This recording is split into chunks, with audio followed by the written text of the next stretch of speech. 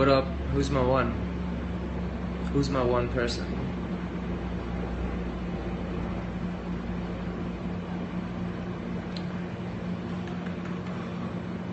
Let's see if this gets anybody else on. 2 people.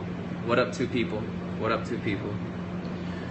So this video is going to be short. I'm actually using Periscope to make a video right now where I essentially give what would be the equivalent of a rough draft of an article that I hope to produce. But perhaps in interacting with the few of you who do join, while thinking through what the content should be and the structure of it. What up, absent captain? I will be able to, one thing is I'll be able to post this video at the top of the Medium article, and so that'll be good. It'll give a little context for it and give another piece of media. So what I wanted to think through was what the global coming religion will be.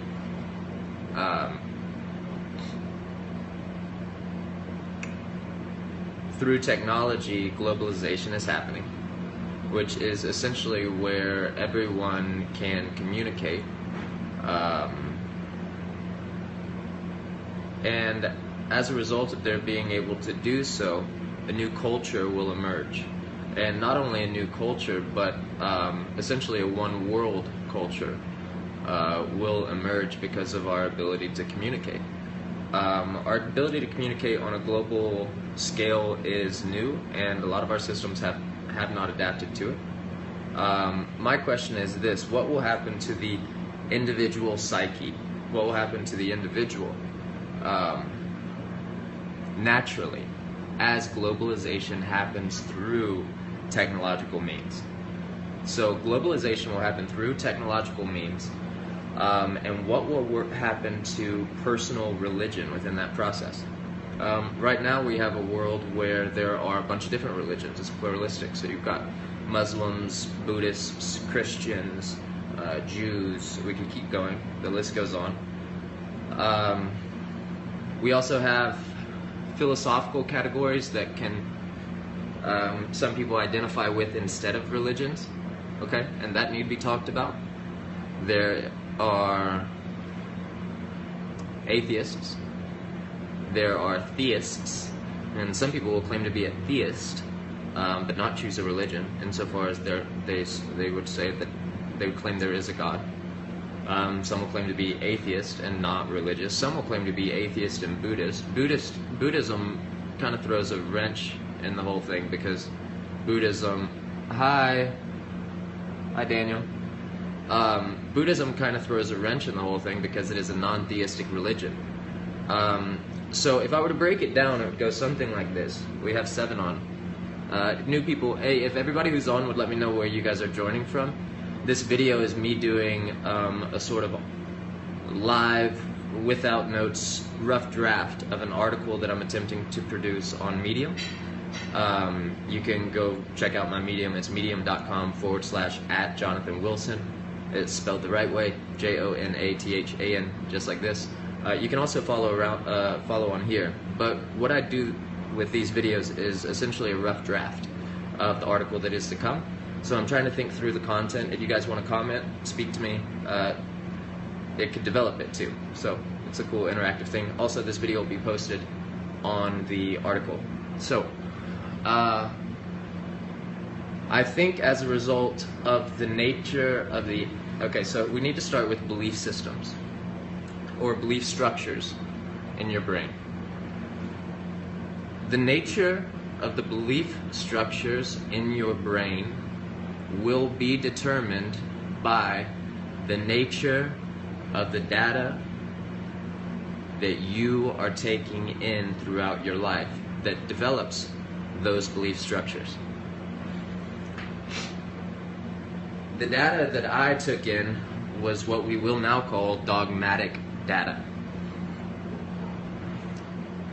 My parents and my grandparents had bookshelves on the walls, and within probably one standard deviation, all of these things could have been said to have agreed on most major claims, and would attempt to be working as a whole system themselves. What I mean to say is that you would find no contradictory information on the bookshelf. Or if you did find contradictory information, it would be in a book attempting to defend the religion that was being touted on the bookshelf. Now the situation is different. I've got no bookshelves in my house. I do. It's just a very small one. And so if I were to have a child, or if you have children and they're young right now, they're being introduced to Wikipedia. And I use this as a metaphor. I know there are a lot of opinions about Wikipedia, but I use Wikipedia as a metaphor for neutral information. Wikipedia has a neutrality policy. So all information on Wikipedia they're going to attempt to communicate in a neutral fashion. They're going to give you the best argumentation for and against, and the best evidence for and against any given claim, and they're going to attempt to rhetorically give you both sides equally. Now, we could discuss philosophically whether we think this is actually possible or not. Hold on. Had to turn off the AC, might have done that a second. I was getting cold. We can discuss whether or not they actually can achieve this neutralness. But nonetheless, we should say that it operates a lot differently than the bookshelves did in my parents' homes, or my grandparents' homes, or maybe yours. So when a child has this as his primary source of information, this non-dogmatic data, this neutral information, where both sides are presented equally well, what will result inside of him? Given the categories that we have now, where could we place that individual? It seems to me that the next generation will be largely agnostic. So we'll start there. It will be a fundamental agnosticism that presents itself. And when I say agnosticism, I mean to say that individuals are constantly willing to admit the possibility of their error in regard to any I love that. Okay, sure. Thank you for the respect. Thank you for the involvement. Let me know what specifically it is you disagreed with. Also, I think you just joined in, so it might have been something that you missed. But let me know the specific point. I'll do my best. This is helpful because this is me making a video of a rough draft of an article that'll be produced on Medium, and this video will be put at the top as well. I think a fundamental agnosticism will result because they are viewing neutral information. So if a child is Googling Jesus Christ, he's going to get the best argument, the best evidence for and against that specific proposition. Everyone will operate with a reformed epistemology. Now, reformed epistemology, epistemology is the study of knowledge, but a reformed epistemology, it comes specifically from Notre Dame, and it was applied to the Christian tradition at first. But what it essentially says is that anything that is possible, that is anything that I can conceive of, is rational to be believed in insofar as it is possible, and we could build an argument or evidence in its favor that is logically valid insofar as premise leads to conclusions. Okay, we'll get to that. We'll get to that, dude. I'm building.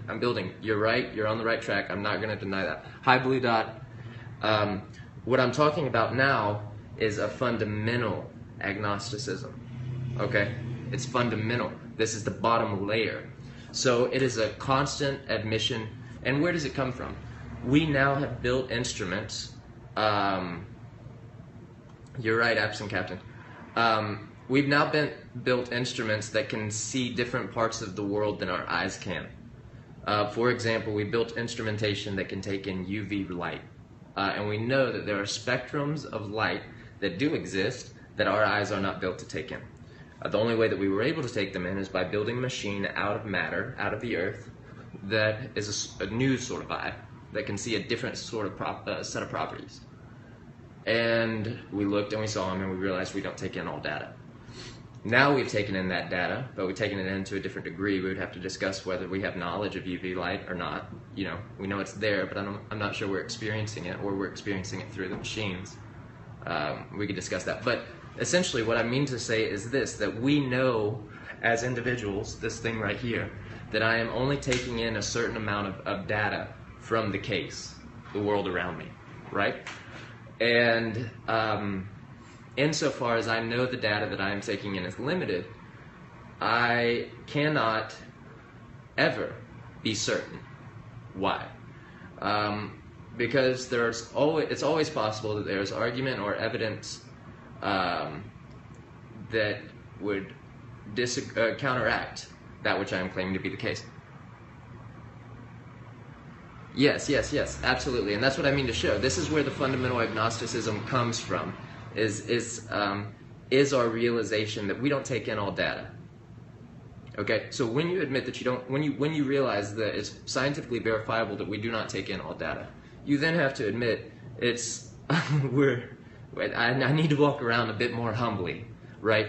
Because at any given time, for anything, there could be argument or evidence that defeats that which I am claiming to be the case. So, from this fundamental agnosticism, though, sometimes we have to talk about the possibility of there being a God or not a God. So atheism or theism. We just have to say that from here, both are possible. Both have argument, both have evidence in their favor and against them. I think that's an okay thing to say if we were to look at both sides with unbiased eyes. And we would give them the credence. We would say, oh, this is a good argument, this is a good argument, that's good evidence, this is good evidence. If we lead with the fundamental agnosticism, then our theism and our atheism is then presented as moods. And this is my second layer. So we have a fundamental agnosticism, and then above this we have theism and atheism as moods. Okay? So it should now be able to be said that if I am viewing data that is in favor of that which I have been told, I will feel as though I am a believer. And if I am viewing data, argument, or evidence against that which I am considering, I will feel like a doubter or a disbeliever. What up, Slapbox? Slapbox was on yesterday. I like the name Slapbox, man. It's good. I hope your podcast is got a little bit of comedy. That'd be a great name for a comedy podcast. Slapbox, we're doing a rough draft of an article that I'm going to attempt to produce. So if you want to, say anything about what I'm saying, maybe it'll make it in there. So we're at theism and atheism as moods. Above that, we have to be pluralistic. Okay? So what does that mean? We have to get into a little bit of a metaphysic here. So what is truth? That's the question. Well, truth is a fact, and the totality of all the facts is the truth, right? However, I seem to be one of the facts, right? I'm part of the case. So, an eye cannot see itself. You get it? We are not outside of the case, thus we cannot see the totality of the facts. Thus, we cannot ever be completely certain of the truth given my fundamental agnosticism, where we're not taking in all data. In order for us to have complete knowledge or complete certainty of something, we would need to be sitting outside. Thank you so much, man. We would need to be sitting outside the case. So if we were sitting outside the case, I think we could speak of the totality of the facts. But where should we go from here? I'm trying to think. Part of me wants to go into digital physics here. Part of me wants to stay away from it. But the thing that I'm trying to do is talk about truth in regard to pluralism. So individuals are saying, well, what is true? So you have different options within religions, like karma, or different metaphysical options, metaphysical beliefs, different moral beliefs. What is the case? This is what we can say. Whatever is the case, is the case. Now, Luxor, we need more definitions here than I think you're able to provide in the comment, but I'll be happy to hit on that. Yes, I am taking in data from one point in the case. I am here, you see? And if someone else was here at that same moment that I was there, they would be taking in data from a different point in the case. So if we want to know the truth about the case, we need to be taking in all data. So that makes me dependent upon you in order to know the truth, and you dependent upon me in order to know the truth. We're all instruments within the case that are viewing everything. You've got to be able to communicate to me what you experience. I've got to be able to communicate to you what I experience, and then we've got to work it out so that there's a synthesis between them and no paradox form, no contradiction forms between our experiences. Okay? So what you're referring to is the fact that we do take in. Hello, Benny. Where you joining us from? This is a rough draft of an article I'm making for Medium. So if you want to join in or whatever, you might have to start over though. I can't go all the way back to the beginning. We're talking about the coming global religion now. So the next step. Nice man, scaling. Yeah. The next step. So we're at pluralism. We need to talk about the individual truth claims. All we can say is that whatever is the case is the case, and if anything made the case, and it has a name, then the truth of the case that it designed is its, independent of whether we know that it's there or know its name. That's what we can say. So now we move throughout our life with this fundamental agnosticism. Above the fundamental agnosticism is theism and atheism as moods. Sorry you're confused, Benny. You just got here. You might have to rewatch from the beginning. Rewatch from the beginning. I want you to understand too, and it's also coming out as an article. The third step. So we have agnosticism, theism, and atheism as moods, and then a pluralism. What does pluralism admit? I don't mean to say that mutually exclusive truths. I don't mean to say that. No, this is not Christian. Mutually exclusive truths can be the case. If something is logically contradictory, we need hold that it cannot be the case, or else literally we can't look on to reality and we can't continue. Mutually exclusive truths cannot be the case. However, if in one religion we have a truth presented, and then in another religion we have a truth presented, and these are not mutually exclusive, they are not combative, and they can both stand. And we have to realize that even when we think they can't stand, we're doing that based on limited perspective. So we are pluralistic insofar then as we identify truth as it is verified within any of the world religions. Can reality not have two or more truths? Well, the tree cannot both be red and green, in fact. It can show red to you and show green to me. That could be happening. But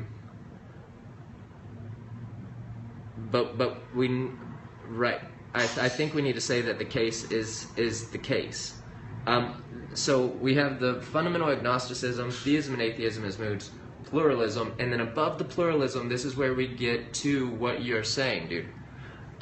We're getting to where people will become more religious. Okay, I personally practice Buddhism and Christianity within that framework. It's a fundamental agnosticism. I'm not a theist or an atheist, and only as moods, insofar as I'm viewing content that, confirms me or disagrees with me.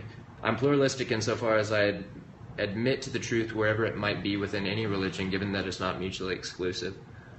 I practice Buddhist mindfulness principles in a non-theistic way. And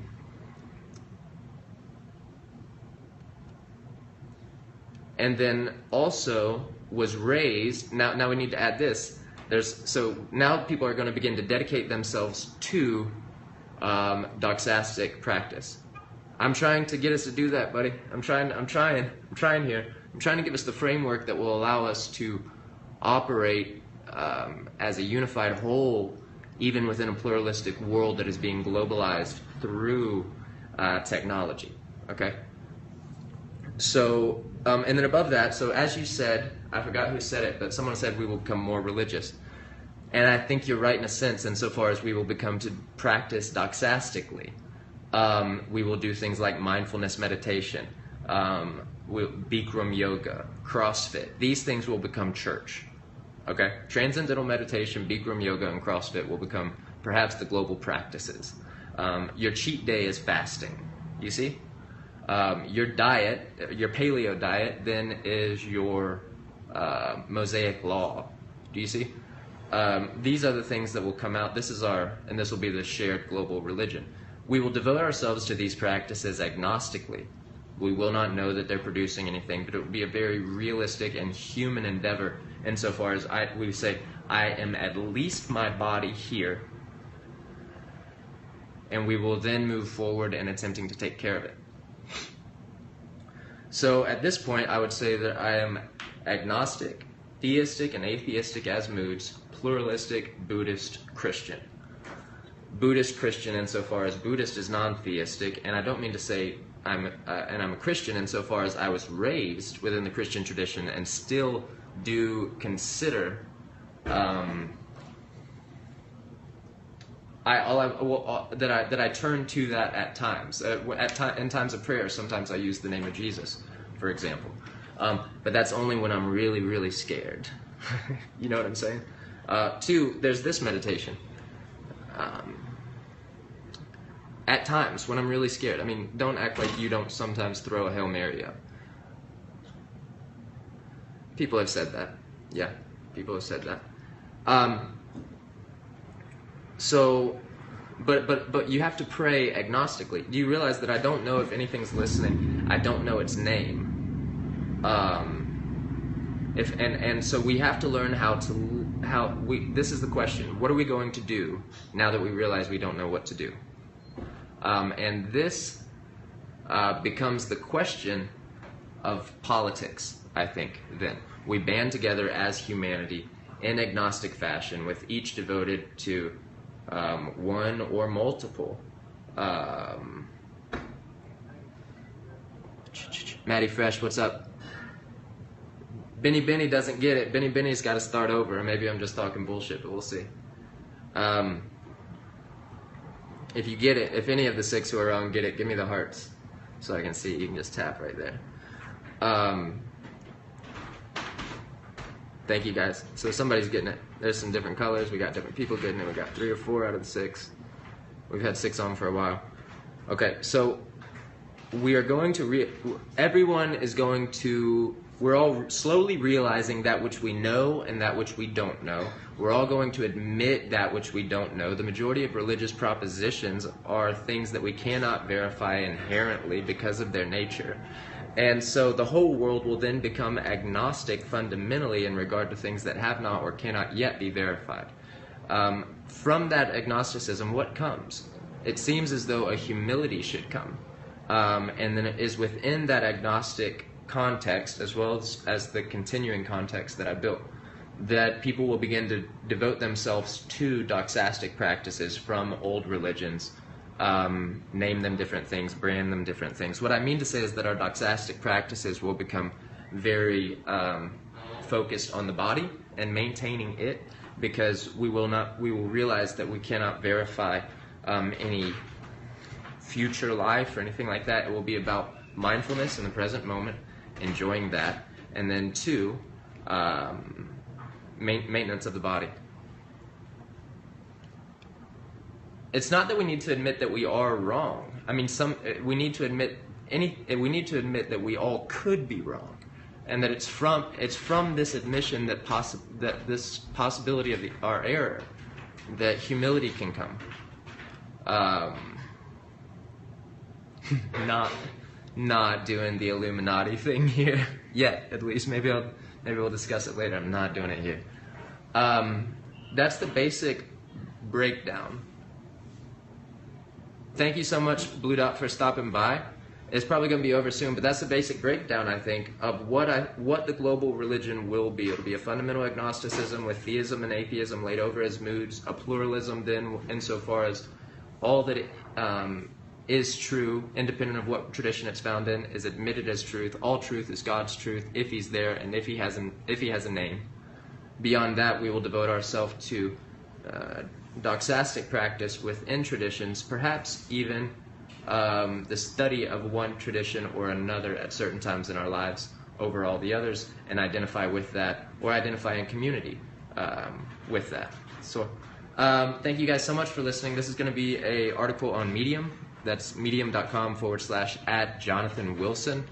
I'm trying to develop this idea so that we can be hospitable to one another as the world is being globalized. We all have everybody thinks they're right, and we all have different ideas. How can we be hospitable to one another in a world that is being globalized through technology? And I think it begins with a fundamental agnosticism, which is humility, and is hospitality in a world that's being globalized this rapidly. So, bye-bye, guys. Thank you so much for listening.